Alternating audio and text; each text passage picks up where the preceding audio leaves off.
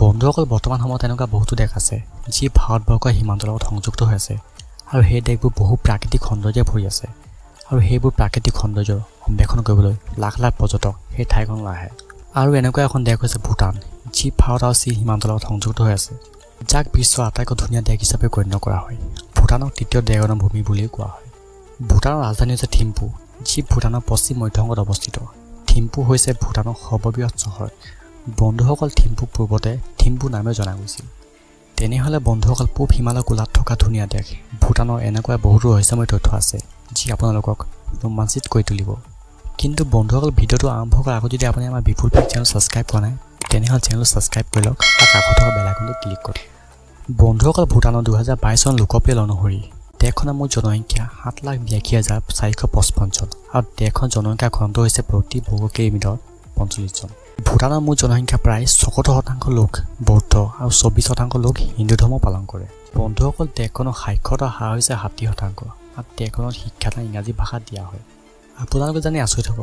ভূটানত 1974 চনলৈকে দেশখনত বিদেশীসকলৰ প্ৰৱেশ নিষিদ্ধ কৰা হৈছিল কিন্তু 1974 চনৰ পাছত বিদেশী পৰ্যটকসকলক দেশখনত আহিবলৈ আৰম্ভ কৰিছিল কিন্তু সেয়াও নিমন্ত্ৰণ পোৱাৰ পাছত বন্ধুসকল দেশখনৰ 70% এলেকা অৰণ্যৰে আৱৰি আছে সেইবাবে হিমালয় কোলাত থকা এই দেশখনৰ বিষয়ে বহু কম বিদেশী লোকে জানে বন্ধুসকল আপোনালোকে জানে 2005 চনত সকলো নিচাজাতীয় সামগ্ৰী বিক্ৰী নিষিদ্ধ কৰা ভূটান হৈছে বিশ্বৰ প্ৰথমখন দেশ সেইবাবে দেশখনত কোনো ধৰণৰ নিচাজাতীয় সামগ্ৰী ক্ৰয় বা বিক্ৰী কৰাটো অবৈধ বুলি মনা হয় বন্ধুসকল ভূটানৰ ৰাষ্ট্ৰীয় জন্তু হৈছে টাকিন যিটো চাবলৈ ছাগলীৰ দৰে আৰু দীঘল শিং থকা হৰিণৰ দৰে বন্ধুসকল ভূটানত প্লাষ্টিক ব্যৱহাৰ সম্পূৰ্ণৰূপে নিষিদ্ধ আৰু দেশখনৰ সকলোবোৰ লোকে কাগজৰ বেগ ব্যৱহাৰ কৰে বৰ্তমান আমাৰ দেশতো এই নিয়ম লাগু কৰা হৈছে বন্ধুসকল দেশখনৰ 94% লোক কৃষিজীৱী কিন্তু বন্ধুসকল দেশখনৰ অধিকাংশ এলেকা পাহাৰীয়া ঠাই হোৱাৰ বাবে মাত্ৰ 16% মাটিত খেতি কৰা হয় আপোনালোকে জানি আচৰিত হ'ব ভূটানে 1999 চনৰ পৰা টিভি চাবলৈ আৰম্ভ কৰিছিল আৰু তাৰ আগতে ইয়াত থকা লোকসকল টিভি আৰু ইণ্টাৰনেটৰ জ্ঞান অলপো নাছিল কিয়নো ভূটান চৰকাৰে আশংকা কৰিছিল যে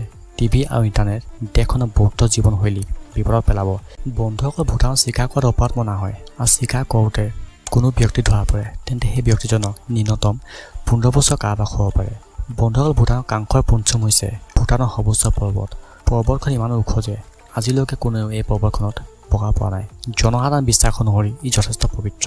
বন্ধুসকল ভূটানৰ মুখ্য ৰপ্তানি হৈছে বিদ্যুৎ তাৰ উপৰিও দেশখনত কাঠ চিমেণ্ট কৃষিজাত সামগ্ৰী আৰু হস্তশিল্প ৰপ্তানি কৰে বন্ধুসকল ভূটানৰ চিনেমা হল ৰেষ্টুৰেণ্ট ৰাস্তা দি আজৰি স্থানত ধূমপান আৰু ধঁপাতজাত সামগ্ৰী ব্যৱহাৰ কৰিব নোৱাৰিব ধূমপান কৰা লোকসকলৰ বাবে কিছুমান ঠাই নিৰ্মাণ কৰা হৈছে য'ত তেওঁলোকে ধূমপান কৰিব পাৰে আৰু যদি কোনোবাই এই আইন ভংগ কৰে তেনেহ'লে সেই ব্যক্তিজনক 3 পৰা 5 বছৰৰ বাবে কাৰাবাস হ'ব পাৰে ভূটান দৰিদ্ৰ দেশসমূহৰ তালিকাত পৰে কিন্তু দেশখনৰ ভাল কথা এইটো যে ইয়াত শিক্ষা আৰু স্বাস্থ্য বিনামূল্য কৰা হয় বন্ধুসকল ভূটানত আমাৰ হিন্দু ধৰ্ম অনুসৰি বিয়া হোৱাৰ পাছত ছোৱালীজনী ঘৰ এৰি ল'ৰা ঘৰত যাবলগীয়া হয় কিন্তু দেশত এনে নহয় ইয়াত ল'ৰা নিজৰ ঘৰ এৰি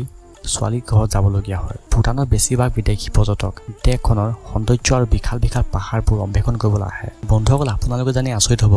দেশখনত সকলোৰে জন্মদিন নতুন বছৰ উদযাপন কৰা হয় বন্ধুসকল 2015 চনত ভূটানে মাত্ৰ 1 ঘণ্টাত 50,000 গছ ৰোপণ কৰিছিল আৰু এই অভিলেখৰ বাবে তেওঁলোকক গিনিছ বুক ৱৰ্ল্ড ৰেকৰ্ডতো স্থান দিয়া হৈছিল সব বন্ধুসকল এয়া আছিল ভূটান দেশৰ কেইটামান ৰহস্যময় তথ্য আৰু আপুনি কেতিয়া ভূটানলৈ গৈছে নেকি কমেণ্ট ছেকশ্যনত কমেণ্ট কৰিব আৰু যদি আপুনি আমাৰ চেনেলটো প্ৰথমবাৰ আহিছে তেনেহ'লে চেনেলটো ছাবস্ক্ৰাইব কৰিব ভিডিঅ'টো ভাল লাগিলে লাইক কৰিব আৰু বন্ধুসকলৰ মাজত শ্বেয়াৰ কৰিব ধন্যবাদ